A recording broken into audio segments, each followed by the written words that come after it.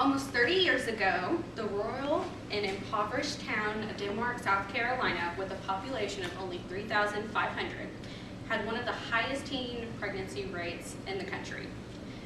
And this is where Michelle Nimmons, which is pictured right here, with some of her students in her sex education program comes in.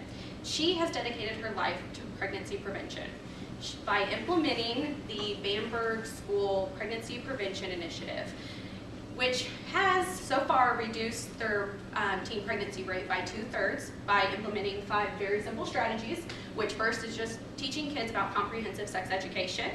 And then you have being able to get target messages to teen boys instead of just girls, get the whole community involved, make condoms widely available, and encourage mentoring. Through those 5 simple strategies, they were able to now have one of the lowest pregnancy rates in South Carolina. So, I'm Brittney Adams. I'm Brandon Chapman. I'm Wyatt Hatcher. And today we will be talking to you about teen pregnancy prevention. The impacts that the teen pregnancy prevention has had on the society. Teen pregnancy is associated with a lack of education. About 60% of teens who become mothers over the age of 18 are also high school dropouts. It also comes from a lack of jobs, poverty, depression, and broken homes and broken families that are mostly dominated by single mothers. In Indiana, yearly, Medicaid covers about 4,000 births of the mothers that come between 13 and 19, and that's costing taxpayers about $7.7 million. And teen childbearing costs taxpayers about $200 million a year. And it's estimated to cost between $9.4 and $28 billion every year. So, if we're able to reduce those costs, then that will help us out as Indiana taxpayers as well as U.S. taxpayers. So, this leads us into our specific problem statement, which is that Vanderbilt County has a lack of effective interventions for teenagers to better understand long-term and short-term consequences of having children early, which has resulted in an alarming number of teen pregnancies.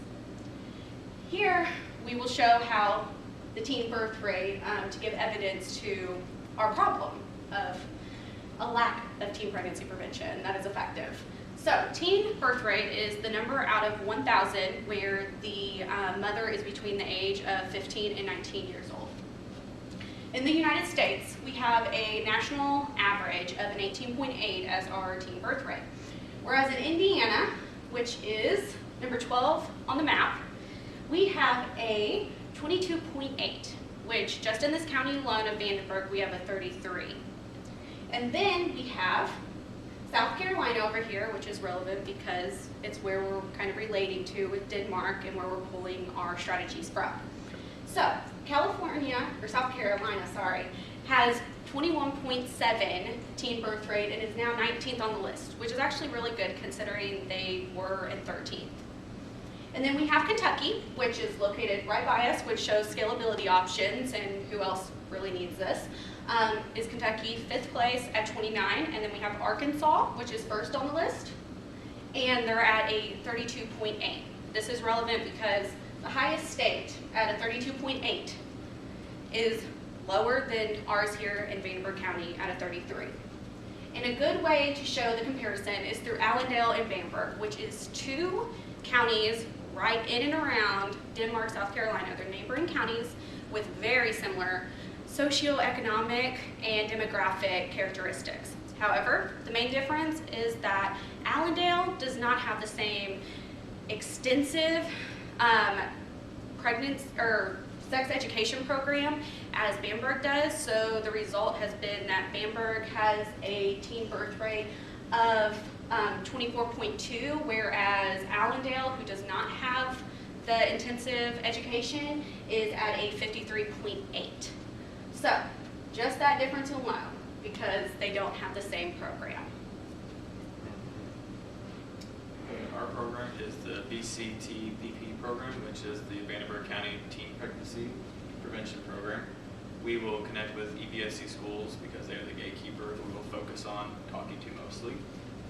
We will offer mandatory comprehensive sex ed, not just focus on female, but male and female.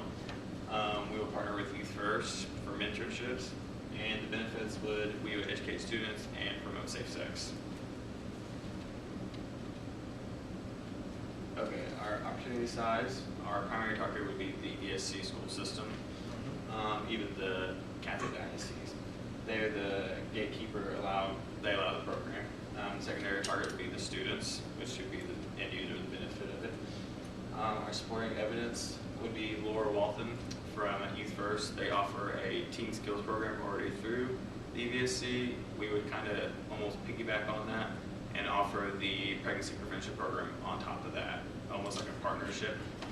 And then Michelle Nimmons, as Brittney said in the beginning, her program, we would kind of focus, like try to get almost the same kind of program going for the same results. And we would, Well, and in the EVSC, there are 9 high schools with about 6,850 between them, so that just shows our who we could potentially influence and help with this problem. So the difference between the two programs that the EVCS schools do and the VCTPP program. The EVCS schools, they would just educate students over sex ed, but our program would do that along with adding comprehensive sex education, personal mentors, mandatory participation, and would also be promoting safe sex. So here, our business model campus, the key partners, which is a big part of what we are able to do with our solution, starts with EVSC, because EVSC, that is where we are pulling our customer segments from, which is EVSC schools and the students. And then we have the channels that we use through them, which is classrooms and one-on-one, because of when we partner, which I'll talk more about with Medicaid, they're able to fund having one-on-one meetings for children that are on Medicaid. And then we have the fact that they have our key activities of beta testing, and then we have our customer relationships, which play a role here because we have the beta testing within the EVSC. And then we have EVSC students and officials giving back feedback or suggestions. And then we have Youth First next, which Youth First, why they're a key partner, is because we would be partnering with them to be able to implement mentors that are more like big brothers, big sisters to the younger students, to kind of just give them life experience, the do's and don'ts. And it's been proven by research that the kids get more out of talking with kids close to their age than talking to their parents, because they're willing to be more open.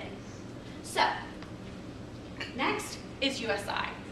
It's because with USI, we would want to partner with the social services portion or department of it to be able to help with curriculum development.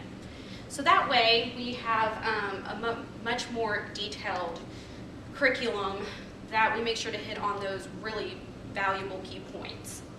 And then we have Medicaid in the state of Indiana. We're still figuring this one out on exactly who we have to go through with to get approval, but they would be doing the revenue, which would be from state officials with Medicaid funding. So that way Medicaid would be able to pay for the prevention service of teen pregnancy to educate these students.